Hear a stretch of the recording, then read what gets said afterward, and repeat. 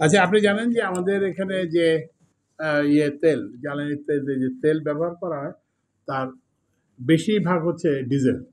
Diesel চালিত বাহনগুলো বেশি, সেখানে বেশি। অল্প কিছু তারপর হচ্ছে অকটেন আর হচ্ছে পেট্রোল। তো আমরা ডিজেলের দাম 106 টাকা 75 পয়সা থেকে 105 টাকা 50 পয়সা, মানে 1 টাকা 25 পয়সা পার লিটারে কমাচ্ছে।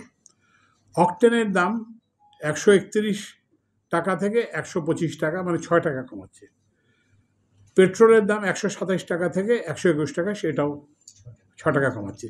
তা আপনারা বলতে পারেন যে অকটেন, পেট্রোল এগুলো তো মানে বড় লোকরা ব্যবহার করে, তো এদেরটা 6 টাকা কমানো। এর কারণ হচ্ছে কি যে এগুলোর পরিমাণ খুব কম, তো ওই জন্য এটা কমালে এটা খুব একটা ইম্প্যাক্ট হয়। কিন্তু ওখানে ওই 1 টাকা 25 পয়সা কমাতে আমাদের যান বেড়ে গেছে আর কি।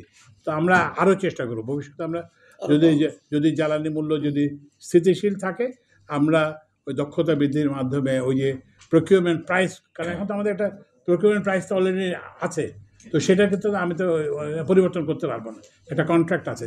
তো সেইটা অনুযায়ী আমরা এইটুকু করছি। তো আমাদের ভবিষ্যতে আমাদের চেষ্টা থাকবে যাতে আমরা এটাকে আরও কমাতে পারি আর কি। যদি